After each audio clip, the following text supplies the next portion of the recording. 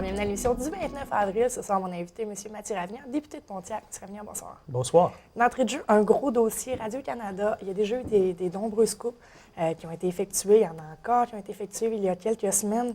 Votre parti, l'NPD, fait de nombreuses sorties pour essayer d'aider, si je dirais, Radio-Canada. Comment vous qualifiez les coupes qui ont eu lieu récemment? Radio-Canada, c'est une société qui est très importante, particulièrement pour les francophones hors Québec, mais aussi au Québec. Souvent, c'est le seul poste qui est disponible dans des régions lointaines. C'est une institution culturelle très importante pour notre pays, pour l'unité de notre pays, pour rendre notre très grand pays un petit peu plus petit. Et puis, les conservateurs n'y croient pas parce que c'est une institution de l'État, créée par l'État. Et puis, ils s'attaquent aux artistes, malheureusement. Puis, en s'attaquant aux artistes, ils s'attaquent aussi au contenu canadien dans les médias parce que Radio-Canada crée beaucoup de programmes canadiens.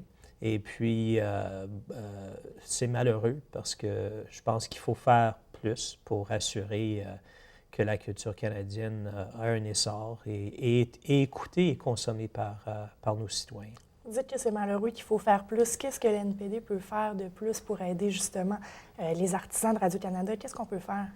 Bien, on y parle, on crée des campagnes contre, on a des gens dans nos circonscriptions qui signent des pétitions, qui s'intéressent à l'attaque sur la culture des conservateurs. Ils ont une vision que c'est la responsabilité du privé, du marché libre. Et malheureusement, dans ce contexte-là, il y a de plus en plus de médias américains, sinon à l'international, qui sont plus compétitifs, qui prend le terrain au Canada. Et je pense que ce qu'il faut faire, c'est investir dans la culture canadienne, dans nos artistes, dans nos comédiens, dans nos chercheurs. Et on a l'intention de continuer à le faire si jamais on est au pouvoir en 2015. Vous avez mentionné le mot « attaque ». Je me permets de le reprendre pour le prochain sujet. Il y a quelque temps, Nathan Cullen a eu une attaque, je le mets entre guillemets, de la part d'un député conservateur. Même affaire pour Nikki Ashton, une députée NPD, qui a eu le signe d'un fusil, chose que le conservateur dénie. La vie en chambre, est-ce que c'est vraiment une guerre totale comme ça à toutes les périodes de questions? Comment c'est la vie en chambre? Ça ne l'est pas, heureusement, mais des fois, il y a des gestes qui sont faits, il y a des paroles, malheureusement, qui dépassent la norme. Puis c'en est un, le geste de M. Fast, d'avoir fait un geste de fusil envers une de nos députées, Mme Ashton. C'est une question importante. C'était sur la question des femmes autochtones qui sont disparues et la violence faite aux femmes autochtones. Donc, le geste est très mal placé. C'est vrai que le geste n'est pas clair. Et puis, mais selon les gens au NPD qui étaient en train d'observer le geste, c'était effectivement un geste de tirer une balle. Mais M. Fast, comme vous l'avez dit, le nie complètement. Mais je pense que qu'est-ce qu'il faut, c'est faut être raisonnable. Quand on est ministre, quand on est député, il faut se contrôler. Il faut avoir la discipline d'être raisonnable, d'être respectueux envers notre adversaire. Et puis, nous, au NPD, on s'éprouve à le faire.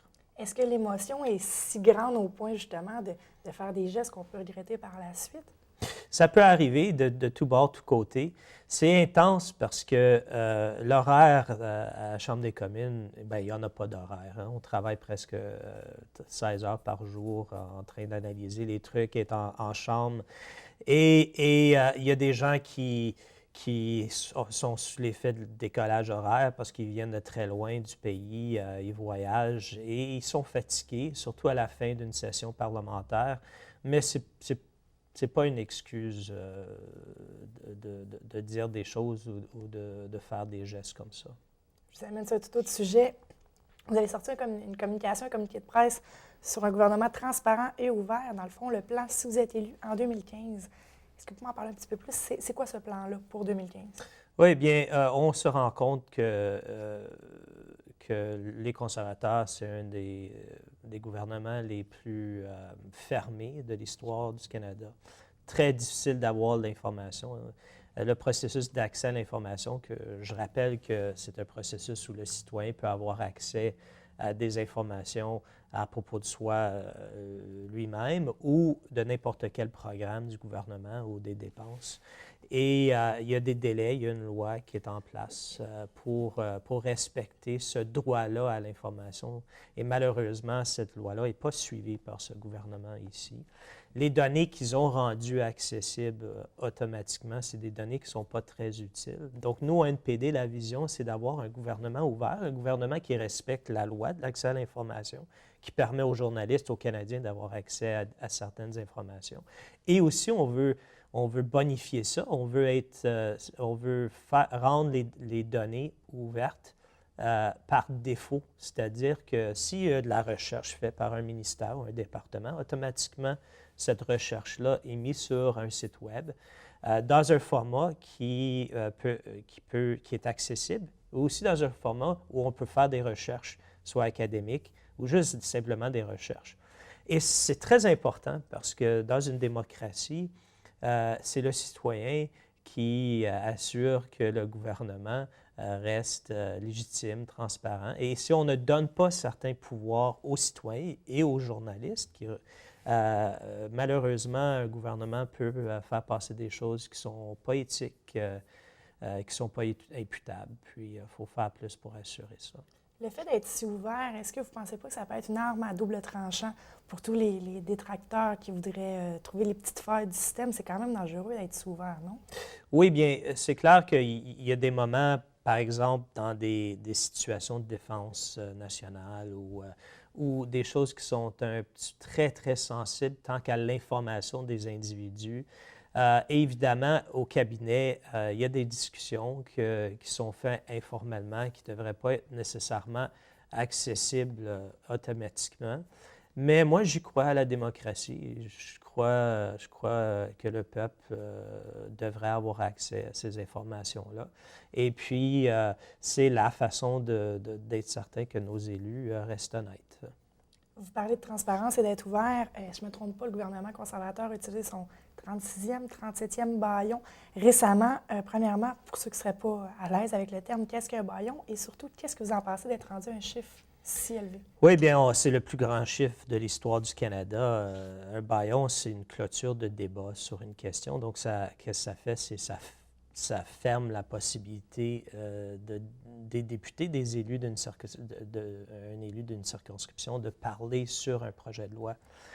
Ça ferme un débat. Et ce que ça fait, c'est une stratégie utilisée par le gouvernement, parce que le plus qu'on parle d'un projet de loi, le plus que le projet de loi est connu par le public, et aussi le plus de couverture médiatique. On peut avoir plus de couverture médiatique sur le projet de loi. Donc, c'est une stratégie essentiellement de fermer le débat. Et c'est très malheureux parce qu'il y a des projets de loi qui sont très importants, qui vont changer la vie des Canadiens et des Canadiennes, et on n'a pas le droit d'en débattre. Et comme élu, moi-même, il y a des projets de loi que j'aurais aimé contribuer la vision des gens du Pontiac. Et malheureusement, je n'ai pas eu la chance parce que je n'étais pas dans la liste prioritaire et puis il y a eu une fermeture de débat. Et c'est très antidémocratique. Et puis, c'est un outil surutilisé. Pour avoir comme une comparaison, elle a été utilisée, avant ce gouvernement ici, elle a été utilisée peut-être une dizaine de fois dans toute l'histoire du Canada, toute l'histoire de 1867 à aujourd'hui. Et là, soudainement, avec ce gouvernement ici, on parle de trentaines, sinon de quarantaines de fois. C'est quand même un chiffre élevé. Mm-hmm. Vous parlez de projet de loi, votre projet de loi, le C-520.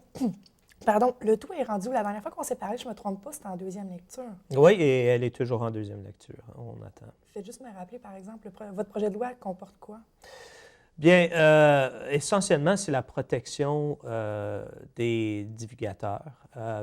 C'est des fonctionnaires qui choisissent de dénoncer des actes répréhensibles de gestionnaires ou de d'autres fonctionnaires ou du gouvernement. Encore un outil ultra important pour assurer que notre gouvernement est imputable. Et puis, malheureusement, les divulgateurs ne se sentent pas assez protégés dans notre système pour assurer qu'ils peuvent divulguer certaines informations. Donc, je veux bonifier leur protection en faisant essentiellement deux choses. Ils peuvent, c'est-à-dire avoir un délai plus long pour dénoncer des actes de représailles contre un fonctionnaire divulgateur. Ça leur permet de dénoncer un acte qui, par exemple, s'ils ont perdu leur emploi, ils avaient 60 jours maintenant avec le projet de loi, ils auraient 18 mois pour être capables de mettre en cause une évaluation de notre rendement. T'sais, on dénonce, puis là on est évalué, puis on n'est pas très bien évalué parce qu'on est dénoncé. Il faut faire en sorte qu'il y ait plus de flexibilité dans la protection. On peut penser au cas de Mme Sylvie Terrien. Ça s'appliquera à votre projet de loi. Vous avez fait une sortie pour qu'elle réintègre son emploi, je ne me trompe pas. Oui, tout à fait. Et c'est là un exemple de quelqu'un qui a été congédié parce qu'elle a divulgué de l'information sur l'assurance-emploi et puis sur la réforme de l'assurance-emploi qui a gêné le gouvernement. Ça ne devrait pas se passer. On a le droit, comme individu, comme fonctionnaire honnête, de dénoncer des actes malhonnêtes et on a le droit de refuser de faire des choses qui sont éthiquement problématiques. Je vous amène sur l'ère du 2.0. Avec Facebook, les réseaux sociaux, M. Mulcair, votre chef, a fait une vidéo qui est partagée sur Facebook disant que chaque vote compte. On parle déjà des élections 2015 qui s'en viennent très rapidement, mais l'importance des réseaux sociaux va chercher les jeunes. Comment on fait sortir le vote chez les jeunes? Bien, c'est ultra important. Il faut commencer à leur parler comme ils veulent. Hein? Il faut pas s'attendre à la même compréhension, je veux dire la même façon de faire les choses de la jeunesse. Il y a Facebook, mais il y a plein de choses. Il y a des choses que même moi, j'ai de la misère à comprendre. Mais je pense que le NPD démontre du leadership là-dessus. On l'a fait même avant 2011. On va chercher les jeunes sur leur réseau. On leur parle. On a un caucus le plus jeune dans l'histoire du Canada. Et puis, on est bien placé à comprendre leurs priorités puis la dynamique des jeunes aujourd'hui. Est-ce que vous utilisez les réseaux sociaux? Absolument. Twitter, Facebook, autant que possible, mon site web. Je fais ce que je peux pour être certain d'aller chercher les gens, les jeunes en particulier. Excellent. Très rapidement, c'est sorti dans les médias, NPD Québec, un parti qui pourrait faire une vague orange, dans le fond, à l'Assemblée nationale. Qu'est-ce que vous en pensez? Bien, je pense que c'est clair avoir une option qui est fédéraliste et progressiste en même temps au Québec, mais un fédéralisme qui est ouvert, qui suit la déclaration de Sherbrooke, qui respecte le Québec, la culture québécoise, qui est là pour la défendre. Je pense que c'est très important. On ne peut pas se le cacher, le Parti libéral du Québec a un virage à droite. Et donc, il faut un petit peu unir la gauche québécoise en arrière d'un parti qui veut défendre le Québec, mais en même temps qui veut le faire à l'intérieur de la Confédération, et puis qui est progressiste. Et puis, je pense qu'il y a un futur pour un tel parti au Québec. Excellent. C'est tout le temps qu'on a. Je vous remercie beaucoup d'avoir été des nôtres. On revient tout de suite après la pause. Je m'appelle Clémence. À ma naissance, il me manquait un pied. Fait que j'ai une prothèse. C'est très utile. Quand je suis à l'école, il n'y a rien que moi qui est amputé. Au séminaire, il y a des amputés de guerre. Je vois beaucoup de personnes qui sont comme moi. Je retrouve un peu ma deuxième famille. Quand je reviens du séminaire, je suis énergique. Il n'y a rien qui va m'arrêter parce que je suis une vainqueur. Ça, c'est ma jambe quand j'avais 3 ans, 4 ans.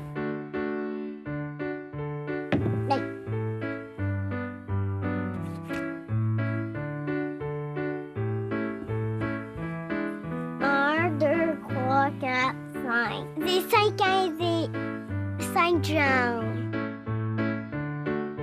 C'est ma jambe de ski.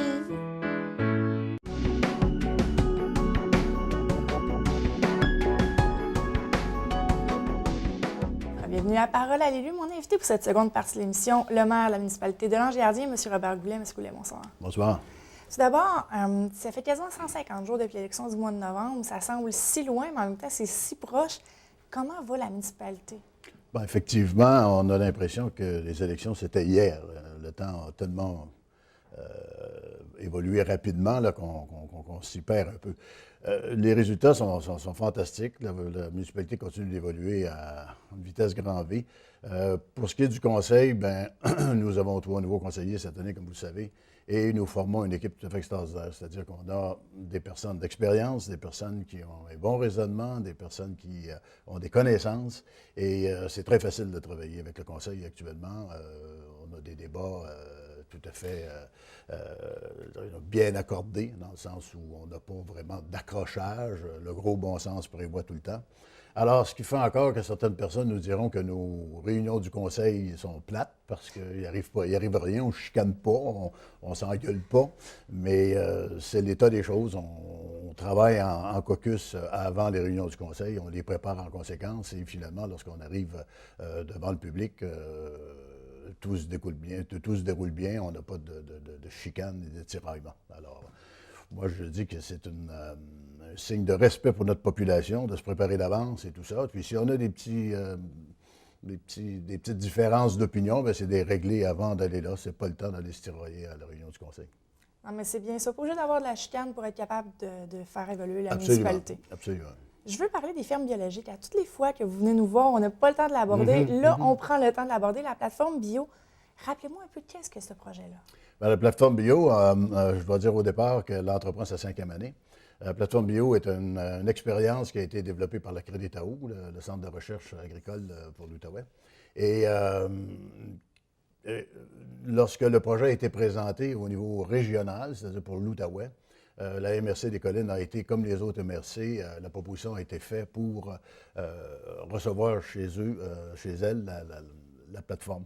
À cette époque-là, je n'étais pas maire. Quand j'étais conseiller, c'est moi qui représentais la municipalité au conseil d'administration du CLD. Le projet est venu sur la table du CLD via la MRC. Et lorsque je suis revenu le lendemain matin, j'ai dit au maire de l'époque, M. Renaud, il nous faut absolument ce projet-là. Parce que Lange-Gardien, depuis maintenant quelques décennies, au moins 2 décennies, avait un comité agricole qui poussait et essayait d'amener un développement, un renouveau dans l'agriculture à Lange-Gardien, et c'était très, très laborieux. Et moi, je voyais par cette façon de faire, cette plateforme, la possibilité de développer l'agriculture et de s'assurer qu'il y a de nouveaux agriculteurs qui s'installent dans la région. Mais si on en avait quelques-uns en Lange-Gardien, ça aurait été un plus. Alors, on a embarqué dans ce projet-là, on a acheté une terre qu'on a mis à la disposition de la plateforme. Cette terre est louée aux utilisateurs à un certain montant par année. Ce n'est pas exorbitant, mais ça couvre les dépenses. Et le Crédit Tao a mis sur pied tout son programme. Alors, actuellement, la plateforme aura cette année 9 participants. Alors, on a commencé avec 4 ou 5, et maintenant on est rendu à 9. En grande partie dans l'agroalimentaire. Mais cependant, cette année, on a également un producteur de champignons, ou peut-être 2. On a également des producteurs d'ail. Et on a une nouveauté qui devrait voir le jour, c'est-à-dire l'élevage de caille pour les œufs. Et on vendra les œufs de caille qui sont vendus sur le marché de la région. Alors, c'est des expériences qui sont absolument extraordinaires. Ça progresse très bien. À date, il y a 4, je peux les appeler gradués, des gens qui ont passé 3 ou 4 ans à la plateforme, qui sont maintenant qui volent de leurs propres ailes, qui ont acheté des fermes, soit en région. On en a un actuellement tout près là, de la plateforme qui s'est installé au coin du chemin River et Donaldson, et a acheté la ferme qui était à vendre là, s'est installé là. Lui, il produit du melon, alors c'est la ferme Chapeau Melon. Et en fait, tout roule très, très bien. C'est vraiment enthousiasmant de voir ces jeunes-là qui ont... La plupart proviennent de la grande ville de Montréal, c'est étonnant, là. Et c'est des gens qui n'ont pas de possibilité de reprendre une ferme de leurs parents. Alors, ça leur permet pendant quelques années de travailler sur la ferme, de développer leur expérience, de développer leur marché. Et lorsqu'ils se sentent prêts, bien, ils peuvent faire face aux institutions bancaires pour faire des emprunts, pour être capables de s'acheter une ferme, ayant déjà des revenus assez intéressants qui sont prouvés là, dans les dernières années. Alors, Lorsqu'on remonte de quelques années, l'agriculture était plus présente. Maintenant, c'est quand même plus difficile. C'est rare qu'on voit les agriculteurs. Il y a certaines téléréalités qui montrent ça tellement facile. C'est pas le cas pour les agriculteurs. C'est pas le cas. C'est très, très difficile. Il y a de la concurrence mondiale. Maintenant, l'agriculture doit faire face à la concurrence mondiale. Les processus ont changé terriblement. Les fermes traditionnelles où les gens élevaient une famille avec un troupeau de 12, 13, 14 vaches et quelques poules, etc., et quelques cochons, mais c'est dépassé. Les gens ne vivent plus de ça. On ne peut pas en faire une vie. Alors, il faut vraiment se spécialiser. Et en se spécialisant, bien nécessairement, il y a toute la question de la terre. Est-ce que la terre a les ingrédients nécessaires pour favoriser certaines cultures? Ici, en Outaouais, on a de bonnes terres. Cependant, ce ne sont pas des terres noires là, où on peut faire du maraîcher pendant des kilomètres, là, puis où on ne peut pas dire qu'on est comment dirais-je, le grenier du Québec en termes agricoles.